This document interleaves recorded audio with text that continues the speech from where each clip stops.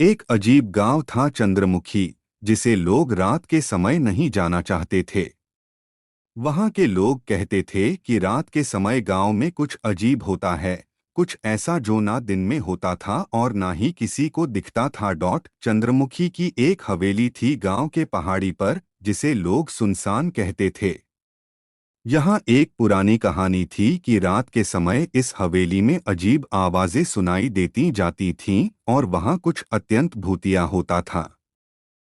एक रात एक नौजवान लड़का नामक राज ने दोस्तों के साथ यह तय किया कि वह चंद्रमुखी की हवेली में रात बिताएगा। लोग उसे रोकते रहे, परंतु राज ने उन सभी चेतावनियों को नजरअंदाज कर दिया। रात का समय आया और राज हवेली की ओर बढ़ा। चंद्रमुखी की हवेली का माहौल अत्यंत सुस्त होता था। राज ने महसूस किया कि यहाँ कुछ अजीब हो रहा है, परंतु वह आगे बढ़ता रहा। एक कमरे की दरवाजा खुला हुआ था और राज ने अंधेरे में देखा कि वहाँ कुछ छिपा हुआ है। उसने वहां पहुंचते ही देखा कि एक पुराना पियानो अपने आप बज रहा था। बिना किसी के सहारे के राज का हौसला टूटने वाला था, लेकिन उसने अपनी हिम्मत बनाए रखी और वहां बैठकर सुन रहा था।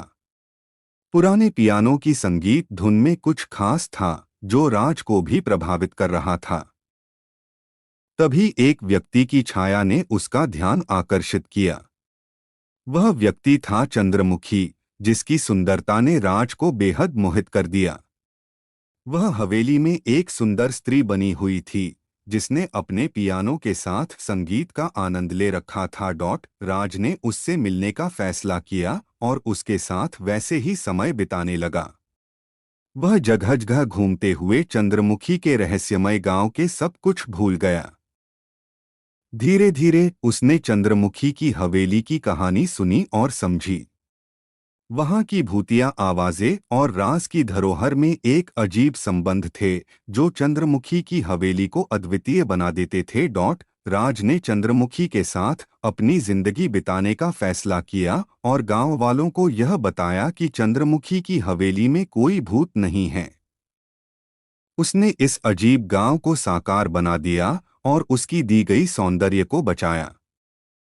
इस कहानी से सीख मिलती है कि कभी कभी हमें अपने धार्मिक भ्रमों को छोड़कर आगे बढ़ना पड़ता है, ताकि हम सच्चे सौंदर्य को देख सकें और अपने जीवन को बेहतर बना सकें।